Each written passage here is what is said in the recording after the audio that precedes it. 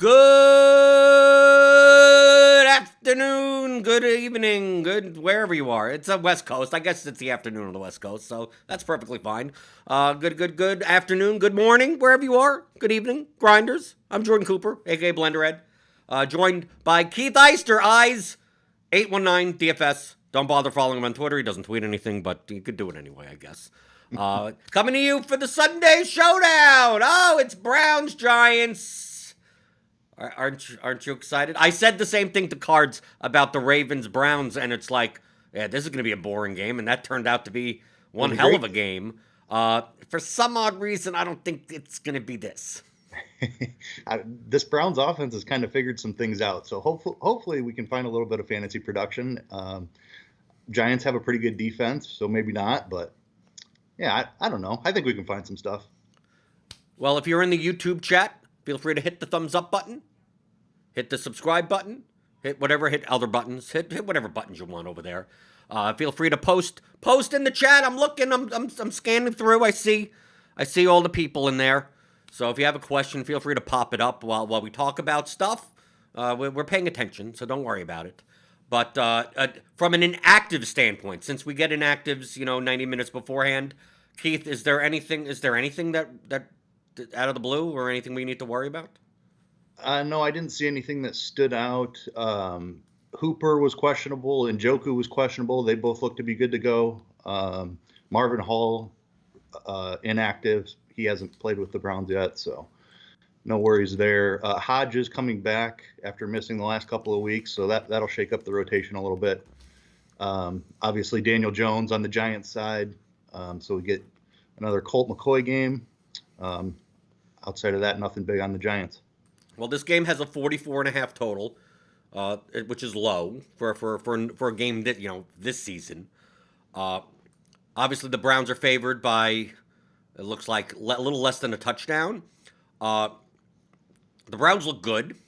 The Giants, Colt McCoy, I don't know what to expect out of them, but I originally thought that this game would have a higher than a touchdown point spread, but with that being said, obviously the top targets on the slate, the number one target is Chubb, right? But of course, you have Hunt there, you have Mayfield. For defensive purposes, I always have to. The wide receiver cornerback people. I gotta mention that James Bradbury's out for this game. So, is this the type of thing where, we've seen it in the past where you think it's a Browns running game, but maybe they pass more, and maybe people underestimate the fact that the Browns secondary isn't all that good. So I'm going to assume that most people are playing like the Cleveland running game and maybe the Giants pass catcher, but maybe not Colt McCoy. I think his ownership is going to be low for what a quarterback normally is. So do you expect Chubb captains to rule the day if you were to build an optimal lineup? Yeah, I think that's going to be the most popular build, Chubb and the captain. I think you'll even see some Hunt in the captains after the game he just put up. They use him when they're ahead too. He obviously gets more of the passing work than Chubb does. But yeah, I think Chubb will be the highest owned, and then probably Mayfield second. And yeah, I don't think there's going to be a ton of Giants in the captain ownership. Well, it makes sense. If we take a look at even just at the blitz projections I'm looking through, and what do you think? From the ownership perspective, top owned, we have Chubb, we have Mayfield. Obviously, the favorite quarterback typically gets owned. Landry up there, then McCoy, then Hunt. Gallman at 41%, and then we start getting into the Shepard, Slayton, Ingram, all the other guys. If you're going to play a Chubb in the captain spot, do you still play, like, from an optimal perspective, I'm assuming the safe way to go is Chubb and then Mayfield in the flex. But from a game script perspective, if Chubb has 120 yards and 3 touchdowns, wouldn't it make more sense that you play Chubb in the captain and then McCoy in the flex? And I mean, you could still play someone like Jarvis Landry in the flex. You just maybe Mayfield doesn't have more than 15 points this game. Yeah, that's the build that I like. For my Chubb captain lineups, I'm going to be heavy on the Giants passing game. I'm fading Gallman almost entirely. I don't think there's a chance the Giants play with a lead. I don't think he has a big enough role in the passing game if they're trying to come from behind. So yeah, I don't mind Colt McCoy. The price is deflated for what a quarterback is usually. We saw him play pretty well the last time he started, so I don't mind running a little bit of McCoy out there. So on the Giants, like I mean, we could talk about the Browns all we want, right? It's obvious. Like, do we have to break down Chubb, Hunt, Bayfield, Landry? Even Higgins is a little expensive, 8,200. But I mean, he does catch passes. So you have Hooper there. But what are you doing with the Giants though? Because it seems like you're gonna play Giants, but which one do you play? Yeah, so I talked about the Gallman fade. I'm going to play very little Gallman. I do like their pass catchers. I'll have plenty of Shepard and Slayton, and Ingram is probably my favorite of the bunch. Okay, but I mean, Then, so Eric Johnson in chat is talking about what about Colt McCoy and the captain? You play something like that, and then obviously you play Chubb in the flex, and then you get two or three Giants pass catchers. I mean, obviously it's doable. Whether or yeah, not is that the best route to go? I think you can do that. It's not my preferred route. I'd rather play Landry's actually going to be my highest owned captain. Someone's been reading Slate IQ. Yeah, so I like the Browns passing attack. Try to get a little leverage on the field. That everybody's going to play Chubb and the running backs. So I'm going to go to the Landry. And then I like the Giants pass catchers coming back, trying to catch up too. So you're gonna play Landry and the captain, Chubb and Mayfield? No, I'll fade Chubb. Okay, Most. I mean, you're on board with me. You're finally you've come over to the dark side. I'll have Chubb, but I'm not gonna fade him entirely. But I'll be under the field for sure. Oh, that's what I did. That's what I did in the Ravens Browns game. I played like 8 lineups, and I just didn't play any Chubb, and I played Hunt in the captain, and I 3x'd on 8 entries. So like, I'm gonna try it again. Especially looking at Slate IQ. I'm gonna try it again. If Chubb is gonna be the highest owned player, like that means I'm just gonna play a lot of Kareem Hunt. It's not like, to me, it's not a matter of like, well, if you fade Chubb, you fade like the running game for the Browns since they run so much. It's like, no, well, I'm going to play Hunt instead for $4,200 less. Yeah, and I mean they give it to him on the goal line too. I mean, they both had great games last week. But what if Chubb doesn't find the end zone this week and Hunt does? Then obviously Hunt's the one that you want. Right. So like, I don't mind the lineup with Hunt and the captain or Landry and the captain with Mayfield and Colt McCoy. Because, I mean, we have Colt McCoy projected ownership at like 45%, which to me for a quarterback is low, especially when it's an $8,600 quarterback. It's not a 10K, 11K quarterback. And then we have to talk about like the cheap guys. Obviously, we always have to, like, whenever we talk about the cheap guys and the kickers and the defenses, like, we have to me, Brown's defense at 5,600 is I just exit out, and if it beats me, right? Yeah. Agreed. I'd much rather take a stab on a wide receiver like Golden Tate is cheap. He's going to be out there on the field. Who knows how much work he gets? But I'd much rather play somebody with upside like that than a defense. Right, because look at all the people that are below the Browns defense: Engram, Peoples-Jones, who won't have as much of a role now with Hodge back, Hooper, Giants defense, Parkey, Gano, the kickers. Njoku, Bryant, Tate, Deion Lewis, Alfred Morris, Kadarius Hodge, Caden Smith.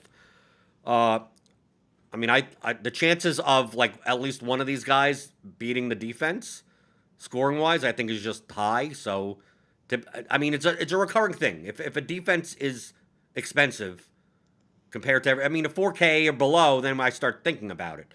But at 5,600, it's just, if it gets there, I just don't win the slate. I mean, I'm more likely to play Gallman overpriced at 8,800 than play a defense, because at least like Gallman could have 100 yards and two touchdowns. I mean, a defense, I mean, I guess Colt McCoy could throw 2 pick-sixes. I mean, it could He happen. could. Just Yeah. the route to defensive points is much lower. Yep.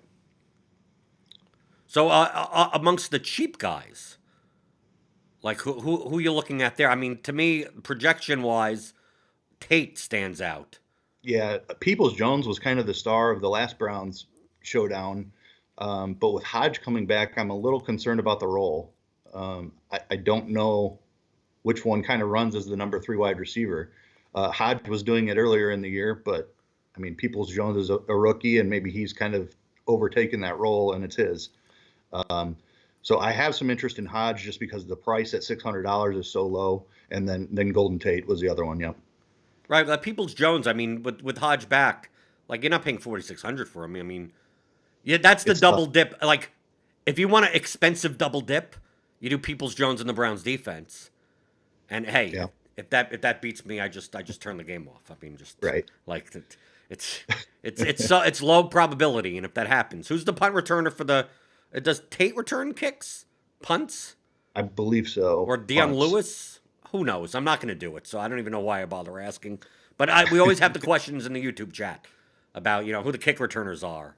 So I always bring it up. It typically doesn't come to mind. Yeah. Me either.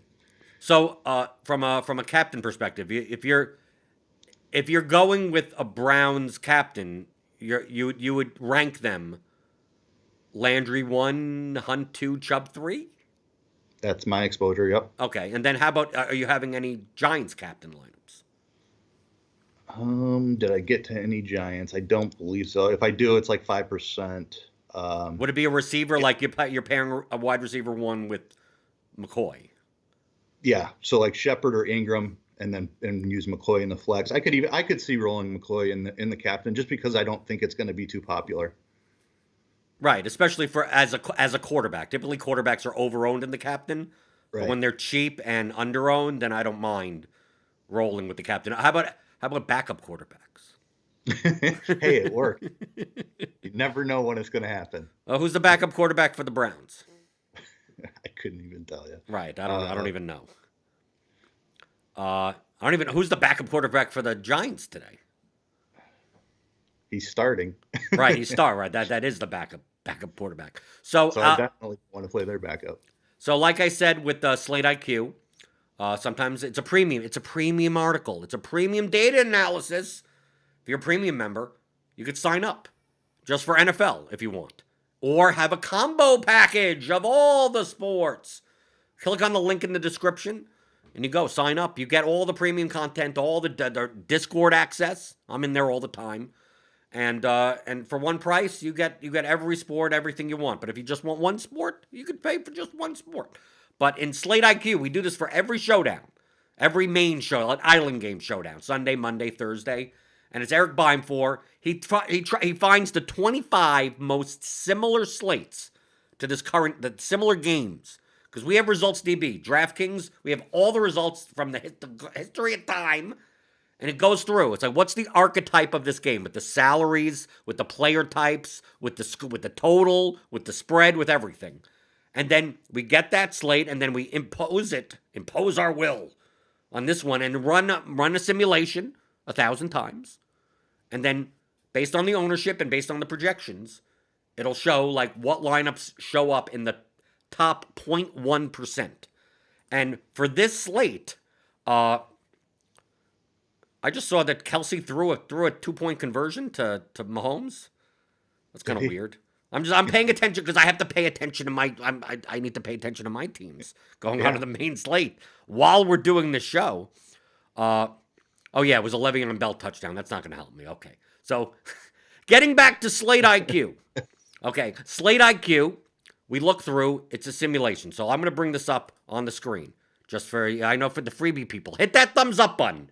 They tell me not to do this. They tell me I shouldn't be giving away premium content just on the show, but every once in a while I do, just to show it off a little. We only have, 2 more weeks left?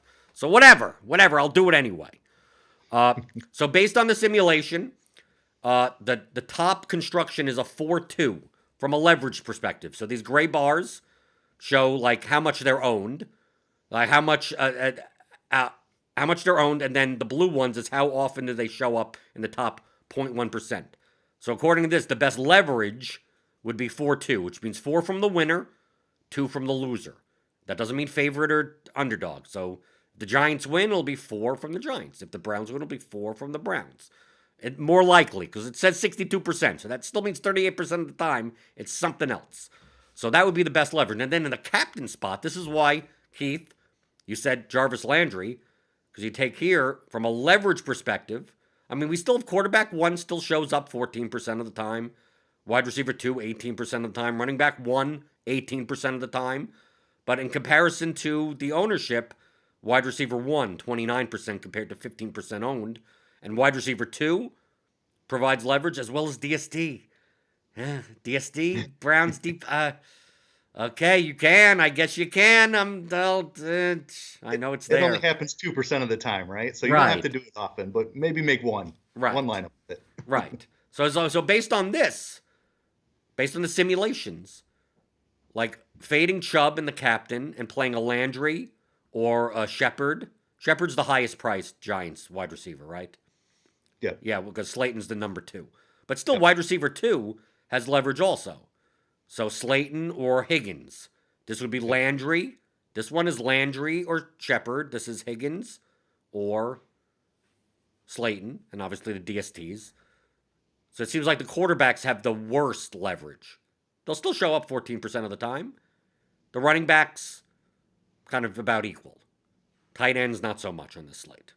RB2, wide receiver 3, not so much. Kickers, 2%. Hey, you got a chance. Graham Gano or Cody Parkey or whatever, possible. I'm not going to do it. If a kicker captain wins, I just lose. That's just the way it is. So this is the reasoning behind it. And especially, I don't think Landry, if we take a look at projected ownership, Landry's still coming in 12% captain. Yeah. I almost feel like I want to play Rashard Higgins in the captain spot.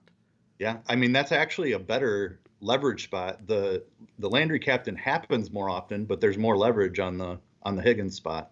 Right. And if I'm going to play a 4-2 with Higgins in the captain, that would be like Higgins, Mayfield, Hunt, Cody Parkey, and then 2 Giants guys. Like the 4 is still a defense or a kicker. Like, don't think in terms of like the players. It just means something from that side of the game. And if you're going to need, maybe it's Kaderil Hodge. Maybe it's, it could be something that cheap or something like that. I think, to me, there are more pieces of the Brown side that I like compared to the Giants. Would you agree? I definitely agree. Another thing that stood out to me massively when reading through this was I like Kareem Hunt in the captain, and we saw him have a great game last week. But according to the article, that's just not viable on this type of game. So I'm going to ignore that and use it anyway. But right, this isn't gospel. Just to be clear, But we've been doing Slate IQ at Rotogrinders for the past 2 years for NFL Showdown, and there are times where it doesn't match up, but it's a lot of times it's eerily like it's like, oh, it's a 5-1 build this way, and it's like that's what wins a 5. Yeah, if you got the right pieces in the right spots, and there you go, and it's kind of eerie how often it's correct to some extent. Like on this, even if Chubb captain wins, that doesn't mean that Slate IQ is wrong. It's giving an 18% chance. It's just it's equal neutral leverage. If a quarterback Colt McCoy wins in the captain spot, it's still 14% of the time. If it's a wide receiver 3 in the captain, like that's then no. In any of the simulations, that never came up. Same for running. It's kind of weird on this slate that running back 2 is I'm low. Surprised by that. It almost makes me scared to play Kareem Hunt. Yeah, it does make you want to lower exposure a little bit. Because it seems kind of weird. Because to me, it seems kind of weird to play wide receiver 1, Mayfield, like Landry, Mayfield, Chubb, and then how do you fit and then what are you doing? Like, how do you fit anyone in at that point? You'd have to play cheap Giants, Golden Tate. Yeah, it almost feels like it would be duplicated at that point. But you don't care about duplication, right? I care. I'd prefer not to be duplicated. Right, but... you prefer, but it happens. Yeah. No, if you play like Tate and Hodge, you can definitely make that work. Both of those guys are super cheap.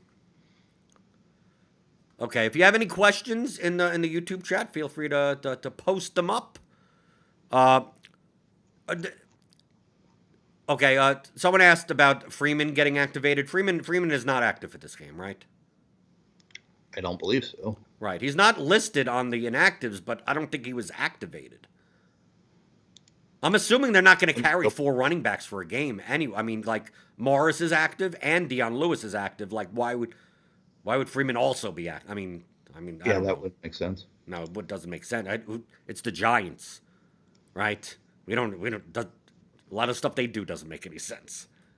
Yeah, right. True. Freeman appears close to a return, but doesn't look like he made it. Okay. Is Marvin Hall in play? No, Marvin Hall is inactive, so he would not be a play. To me, I don't think, like, people are asking about Peoples-Jones. Like, I don't game log watch. Like, Peoples-Jones is more likely to be wide receiver 4 and a special team kick returner, or he'll at least split with Kaderil Hodge. Like, yes, Peoples-Jones, to me, on this slate, Peoples-Jones should be a $1,600 guy, not a 4K level guy. Eric Johnson says, if you were running 4-2 Giant stack, who are your favorite 4 Giants? I mean, if you're running 4 Giants, you're playing for a Giants victory. So I think that puts Gallman more in play. But Gallman is like my least favorite play on the slate. So I would probably build it around a Colt McCoy captain stack or Darius Slayton captain. Not Shepard? What's wrong with Shepard? Or Shepard, yep. Oh, okay, or Shepard, okay. But I think you could play them all together. Like, I think if the Giants win, Gallman is more in play than if they're coming from behind. That's why I'd lean towards kind of a McCoy captain, though, and then just hope that he spreads out the touchdowns to both of the receivers and Ingram or something like that. Well, throws for 3 touchdowns to 3 different guys. Well, you have to hope he gets touchdowns to begin with. I mean, right. We don't know. But if you're building for a 4-2 Giants build, you're assuming they win. Right. Or they're so far behind that one guy in the Browns destroys the Giants and they're playing from behind most of the game. I mean, it could be. Yeah, you can do that too. Right. And Dylan Moon asks, does the captain have to be on the winning team with the 3 other teams? No, it doesn't. Like, the Slate IQ doesn't talk about, like, it's 4-2. It could be, a lot of times, 4-2, you actually have the quarterback and the one receiver of the other team in the captain spot.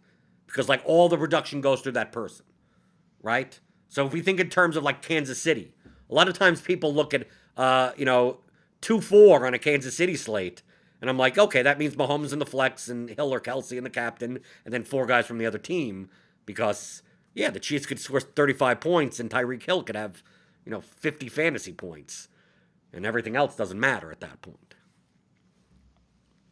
Yeah, that's what makes it difficult for me to want to do it. Is I don't see anyone on the Giants that has that kind of upside. That's why I said Slayton is he's kind of their big play guy. I guess Shepard could do it based on volume of receptions. Like if they throw it 45 times and Shepard catches 15 balls or something, then yeah, he could be viable in the captain. Right, Masvidawi 24 making an observation. It's obviously a small sample size, but McCoy doesn't go deep often. And it really shows in the targets when he's been in. Ingram, Tate, and Shepard were getting peppered, and Slayton ignored. I mean, obviously when it comes to DFS, I don't care what's most probable. But if, like, Slayton has the most upside out of any of the Giants receivers, and the Browns secondary is not good anymore. Right. I mean, when was Colt McCoy's last game? 2 games ago? Yeah. Who did he face? Was that the Seahawks? Did they win against the Seahawks? Yeah. He had 105 passing yards. 22 attempts. So. And Dylan Moon saying Ingram is technically the wide receiver 2 for them. When it comes to Slate IQ, those positional allocations are just based on price and what DraftKings labels them. So if TE1 is going to be Ingram based on that. Kamara has a 14-yard touchdown. Finally.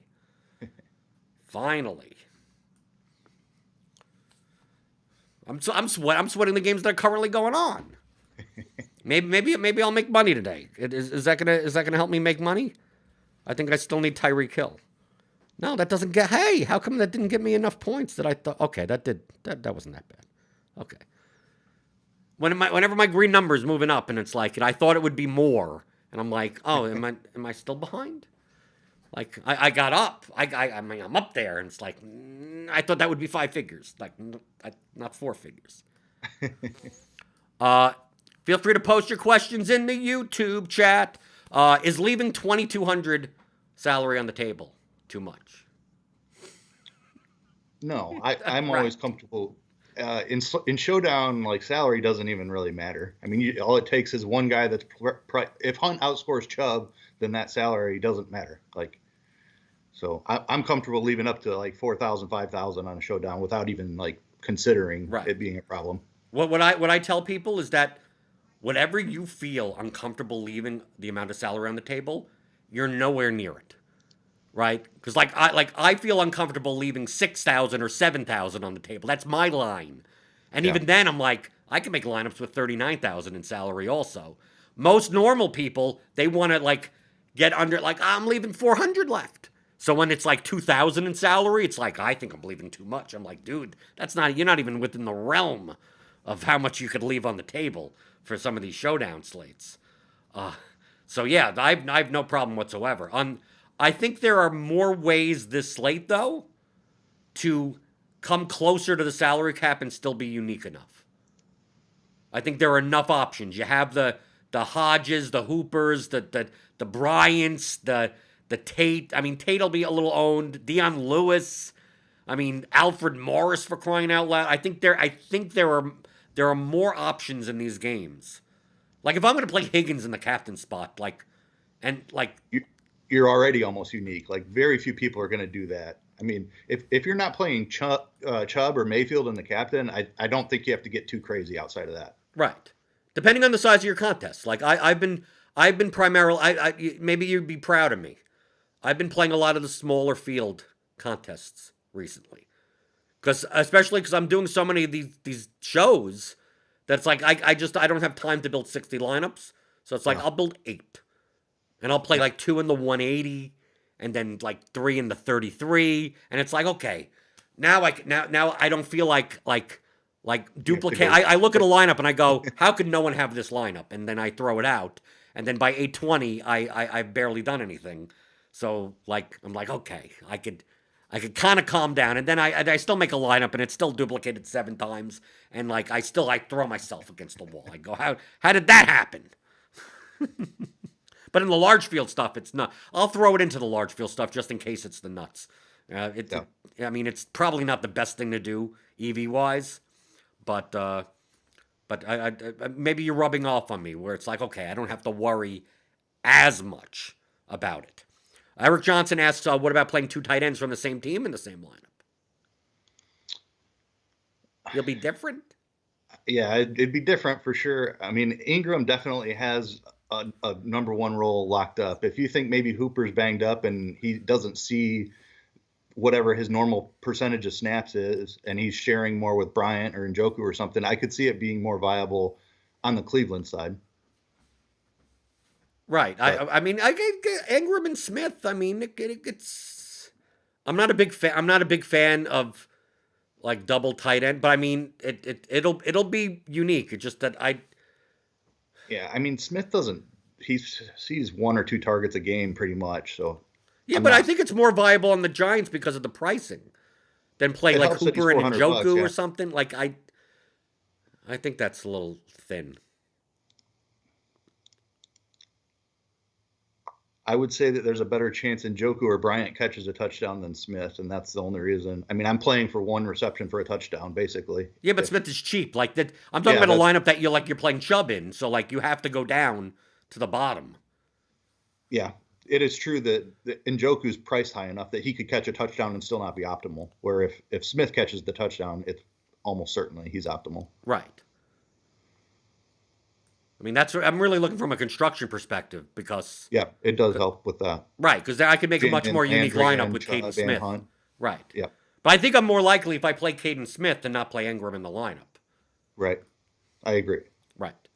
Jalen Hurts is putting up a game. He's 40 going points crazy. Wow. against the Cardinals. Well over 300 passing yards. But Kyler has almost 400 passing yards. Like that's the weird thing about that game is like outside of like I guess you could have stacked it like with Greg Ward. I mean, I don't know how you get to him, but it's kind of that's a weird game where it's like I love the game. I wish it was Superflex. Like Yeah. that's a game where it's like I want Murray, Hopkins, and Hurts. How do I do that? Why isn't Hurts tight end eligible like Taysom Hill on FanDuel the other time? Right? There you go.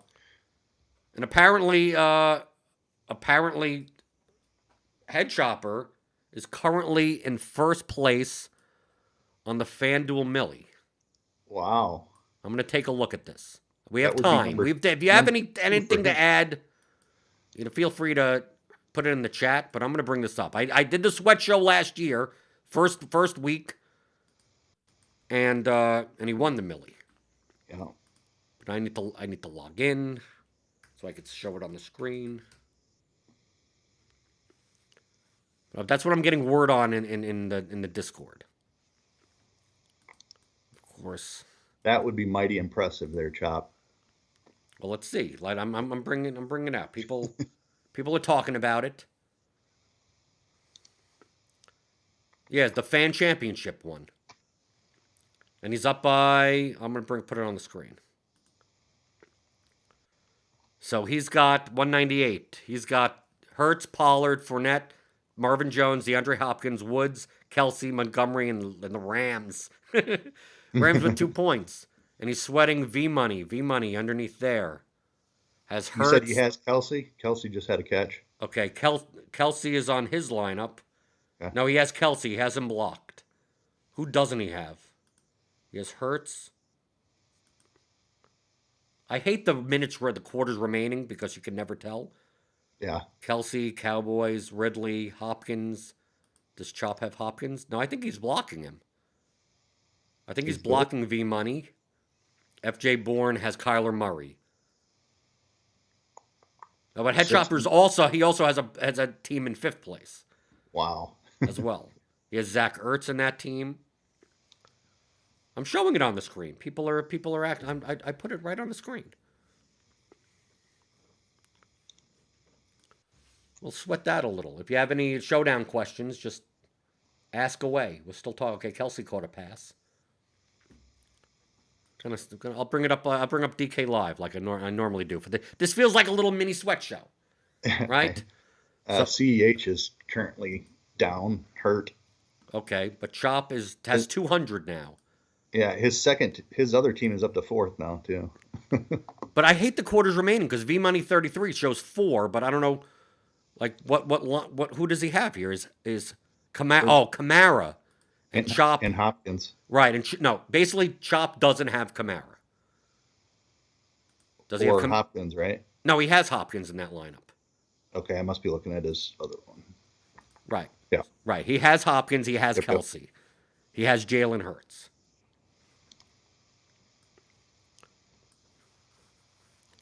Matthew P. asks, is Baker captain in cash to play, like for an optimal lineup? Let me see. I don't usually play cash on the Sunday when I'm on the show. I would figure at the similar price to Chubb, you just play Chubb in the captain. Right? Yeah, I could see either one being viable. Right. I think those are the two choices. I think that's what you do. It's one. Yeah, unless the savings on McCoy gets you something.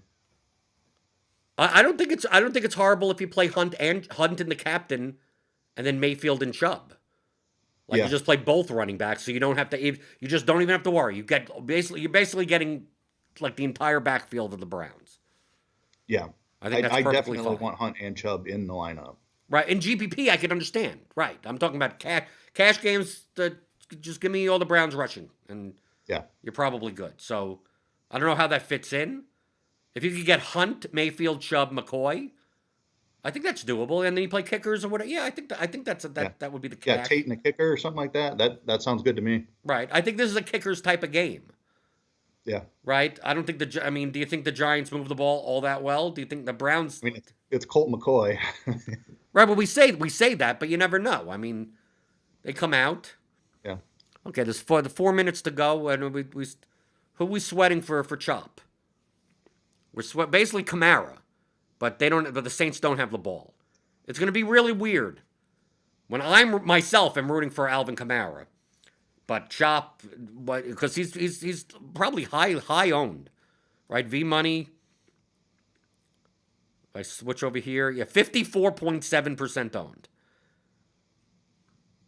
And Chop doesn't have him. He has Pollard at 38%, Fournette at 14%. David Montgomery was the key play, basically. 5% on FanDuel for 7,300.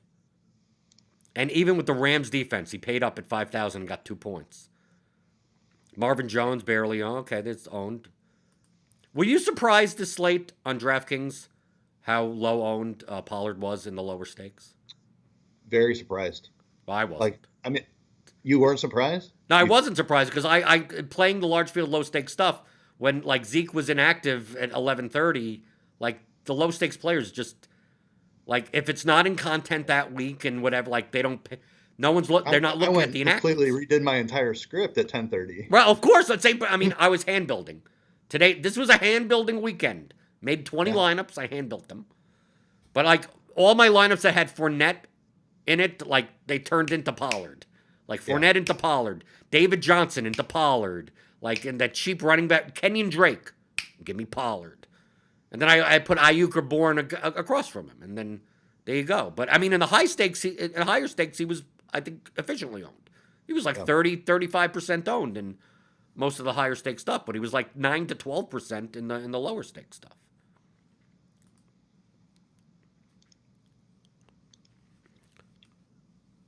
Okay. Matthew P. looks at like Baker, Hunt, Chubb, Landry, Gano, Tate as a cash line. Like, I guess that's doable. I don't think Landry is necessary in cash. Yeah, I agree. But if you have the money for him, I like it. Right. I think that's doable. It's four. Basically, hey, look at Slate IQ. 4 Browns, 2 Giants. Right. And I think the Giants, with their options, have more ways of it being distributed.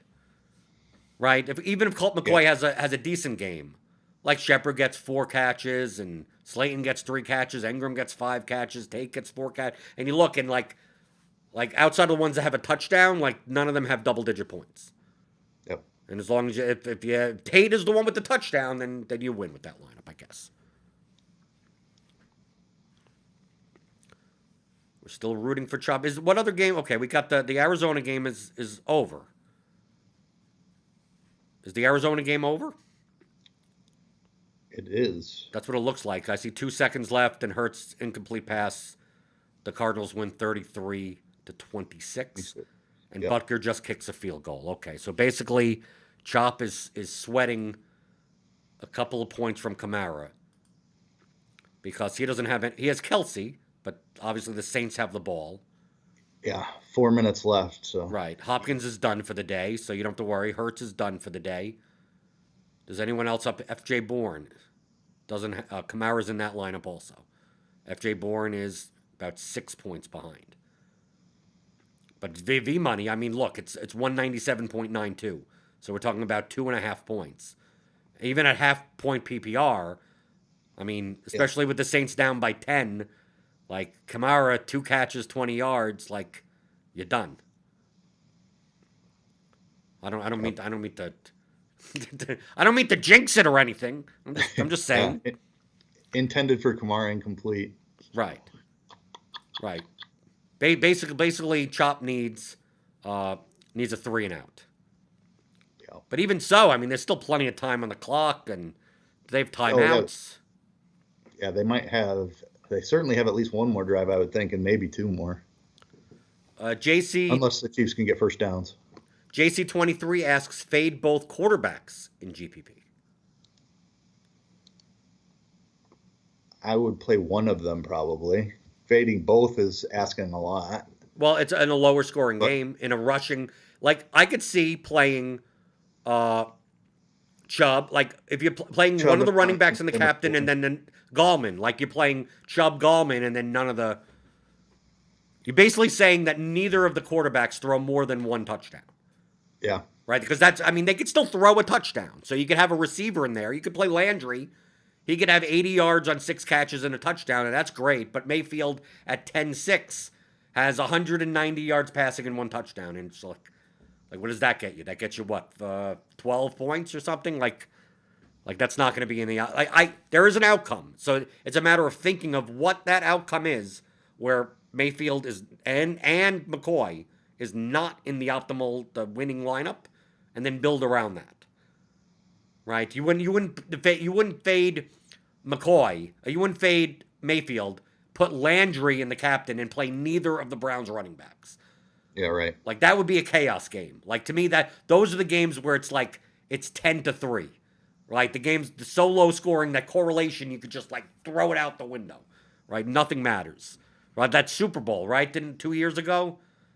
Right? Patriots and it was like what was it, like 7-3 or something? Yeah. Yeah. It was ridiculous. 10-3, I think. Right. Yeah. But those are the types of games where like, dude, like anything, as long as you get the touchdown and enough points, like you're gonna look at the winning lineup and go, how did bang your head against the keyboard? Because you don't get the benefits of correlation when no one's scoring points. Right. Right? So it's exponential.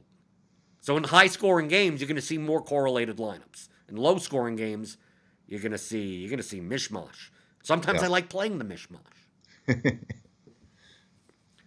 Kamara just caught one. That's right. It's are we backed up?